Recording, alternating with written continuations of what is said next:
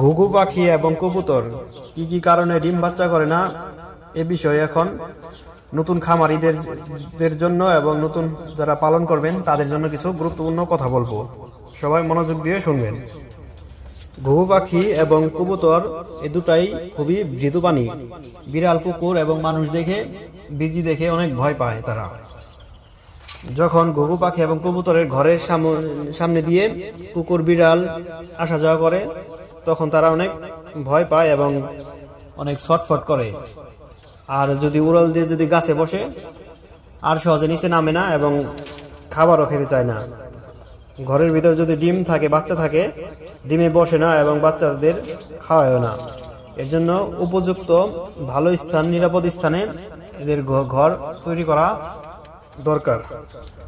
অনেক সময় দেখা যায় ভালো রানিং ডিম বাচ্চা করছে এরকম ঘুঘু পাখি, কবুতর ক্রয় করার পর বাসায় এনে দেখা যায় 1 মাস, 2 মাস, 3 মাস হয়ে যায়, ডিম বাচ্চা করে না। তাহলে বুঝতে হবে কবুতর বা ঘুঘু পাখি খুবই ভয় পায়। আর ওই সমস্ত কবুতর সহজে ডিম বাচ্চা করে না। তার মধ্যে লক্ষণ একটা, কবুতর সকালে খাওয়া দাওয়া করার পর গাছ উঠে বসবে এবং দুপুরে আবার খাওয়া দাওয়া করার সময় নামবে, কিন্তু 10টা বা সকাল 11টার দিকে খোয়ারে প্রবেশ করে না। যে সমস্ত কবুতর খোয়ারে প্রবেশ করে এবং বের হয়, ঢুকে, ওই সমস্ত কবুতর ভালো ডিম বাচ্চা করে। এগুলো একটা ভালো লক্ষণ। ভিটামিন, ক্যালসিয়ামের অভাব থাকলে কবুতর এবং ঘুঘু পাখি ডিম বাচ্চা করা বন্ধ করে দেয়। ডিম পারলেও ওই ডিম থেকে বাচ্চা ওঠে না।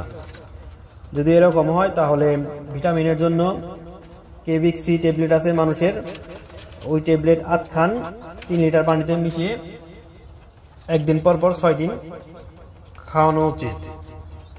আর ঘুঘু পাখিকে সবসময় হাত দিয়ে ধরা যাবে না, কারণ ঘুঘু পাখির পালক খুবই নরম, অল্পতেই সবগুলো উঠে যায়। যদি নেজের হাত লাগে দেখবেন নেজের সব পালকগুলি উঠে ঘুঘু পাখির সৌন্দর্য নষ্ট হয়ে যায়।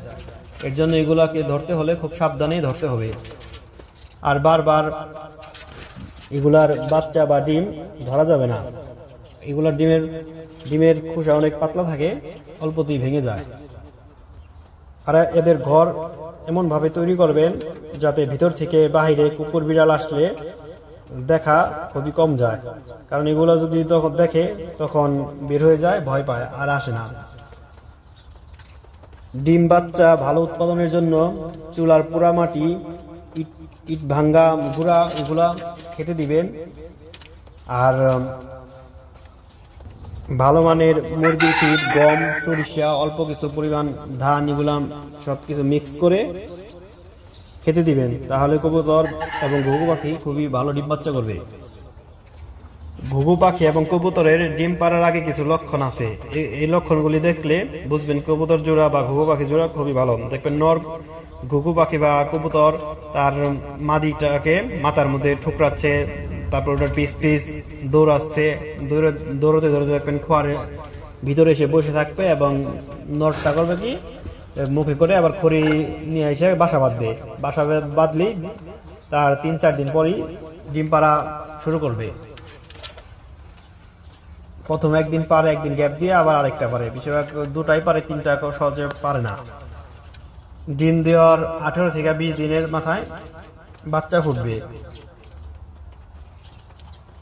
কবুতর অথবা ঘুঘু পাখি যদি 6 জোড়ার বেশি বাসায় থাকে বা খামারে থাকে তাহলে রানীক্ষেতের ভ্যাকসিন 3 মাস পর পর দিতে হবে।